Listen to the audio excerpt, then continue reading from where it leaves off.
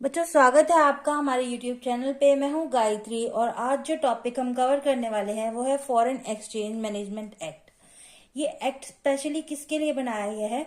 जो foreign exchange है, यानी जो करेंसी हमारे बाहर से देश से आती है या जाती है जिस भी तरीके से, उसके लिए ये एक्ट बनाया गया है, उसके रूल रेगुलेशंस के लिए। अब ये एक्ट आया था 1999 में। FEMA regulation in India governed by the Foreign Exchange Management Act 1999। ठीक है, 1999 में ये एक्ट आया था। Regulate foreign exchange transaction and securities. किसको संभाल रहा है ये? फॉरेन एक्सचेंज ट्रांजैक्शंस को और सिक्योरिटी को।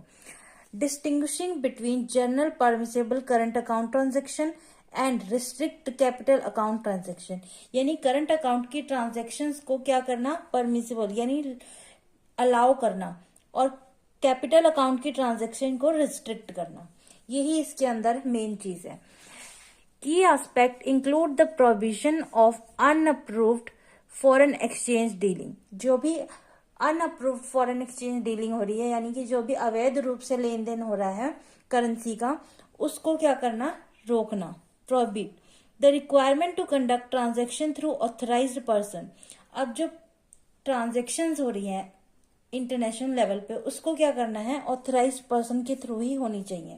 तो यहाँ पे ये चीज भी ध्यान में रखनी है। The distinction between activities by residents and non residents, यानी जो रेजिडेंट्स के लिए चीजें अलग हैं, गाइडलाइंस अलग हैं, और नॉन रेजिडेंट्स के लिए गाइडलाइंस अलग है। FEMA also provide regulation for the acquisition of immovable property in India। यानी कि यहाँ पे रेगुलेशन किसके लिए भी दी गई हैं? जो इमूवेबल प्रॉपर्टी है इंडिया के अंदर, उसकी एक्विजिशन के लिए भी यहाँ पे गाइडलाइंस दी गई है। द रीपैट्रिएशन ऑफ फंड्स, यानी जो अवैध रूप से पैसा बाहर से अंदर आया है या अंदर से बाहर गया, उसकी क्या करना? उसको वापस भेजना, जो अवैध रूप से बाहर से करेंसी आई है। And guidelines for the RBI to impose restriction and enforce compliance. तो यहाँ पे RBI को भी क्या करना होगा? अपनी जो रिस्ट्रिक्शन है और जो परमिशन है, उसके लिए वो किसके थ्रू दे सकता है गाइडलाइन? हमारे FEMA एक्ट के थ्रू। ठीक है। इमूवेबल प्रॉपर्टीज कौन सी होती हैं? जैसे कि जो यहाँ से बाहर नहीं ले जा सकते, जैसे लैंड होगी, फैक्ट्री होगी, या किसी तरीके की बिल्डिंग होगी, ये सारी चीजें आप उठा के इंडिया से बाहर नहीं ले जा सकते, तो ये इमूवेबल प्रॉपर्टी होगी। नेक्स्ट है हमारे पास इसके की एस्पेक्ट्स। की एस्पेक्ट्स ऑफ FEMA। सबसे पहले है authorised person. The foreign exchange transaction must be conducted through authorised individual और entities designated by the RBI। जिनको RBI ने अथॉरिटी दी है, या फिर इंडिविजुअल को हो या फिर किसी एंटिटी को हो, ठीक है, अगर अथॉरिटी है तभी वो क्या कर सकते हैं? ट्रांजैक्शन कर सकते हैं। बिना अथॉरिटी के ट्रांजैक्शन नहीं कर सकते। देन है current account and capital account. Current account की अगर हम बात करें, generally permissible unless specifically prohibited, these include trade in goods and services, remittance and other payments. तो यहाँ पे करंट अकाउंट पे कोई रिस्ट्रिक्शन नहीं है, इसको पूरी तरीके से अलाउड है to make the transaction. But अगर कैपिटल अकाउंट की बात करें, these are restricted unless expressly allowed by the FEMA rule. जब तक अलाउ नहीं किया जाएगा तब तक ये क्या है? रिस्ट्रिक्टेड है। नेक्स्ट है हमारे पास regulations of immovable property. FEMA provides specific rule for non-resident acquisition and transfer of property in India।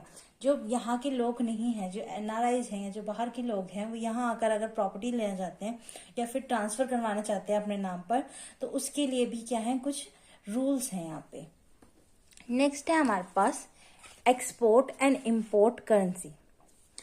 Regulation exist on bringing foreign currency into and sending it out of India.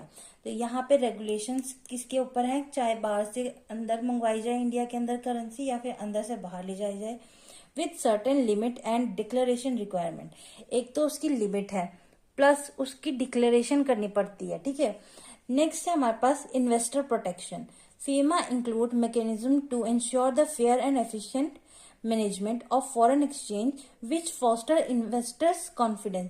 तो यहाँ पे ये कहीं ना कहीं क्या कर रहा है? एक बेनिफिट ऑफ मतलब बेनिफिट दे रहा है हमारे इन्वेस्टर्स को कि किसी भी तरीके का घपला नहीं हो सकता है यहाँ पे, अगर ये रूल है। क्योंकि जो हमारे इन्वेस्टर्स हैं अगर वो इन्वेस्ट कर रहे हैं और यहाँ पे कुछ भी गड़बड़ होगी तो क्या होगा, उनकी फॉरेन की करेंसी यहाँ पे क्या हो जाएगी, अटक जाएगी। तो वो चीज नहीं होगी। ये एक तरीके का मैकेनिज्म दे रही है जो इंश्योर कर रही है fair and efficient management of foreign currency. ठीक है। नेक्स्ट है हमारे पास प्रिवेंशन ऑफ इलिसिट एक्टिविटी। यहाँ पे जो मनी लॉन्ड्रिंग है उसको ये क्या कर रही है, कंट्रोल कर रही है। The act helps to prevent money laundering through the strict monitoring and reporting of foreign exchange transaction. Money laundering क्या होता है, सबसे पहले तो ये बहुत इंपॉर्टेंट टर्म है, conversion of black to white, यानी जो अवैध रूप से पैसा लाया गया है उसको क्या करना, उसको सफेद दिखा देना। ठीक है।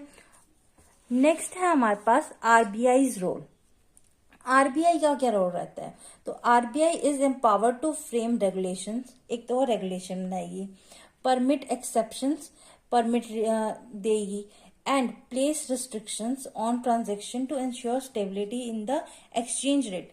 एक्सचेंज रेट वेरी ना करे, अप एंड डाउन ना हो, फ्लक्चुएशन ना हो, इसके लिए भी वो क्या कर सकती है, अपने हिसाब से अलाउ भी कर सकती है और रिस्ट्रिक्ट भी कर सकती है। And foreign exchange reserve, foreign exchange reserve को मेंटेन करना भी किसका काम है, आरबीआई का रोल है। ठीक है। तो ये था हमारा फेमा एक्ट। आई होप आपको समझ आया होगा। Thank you.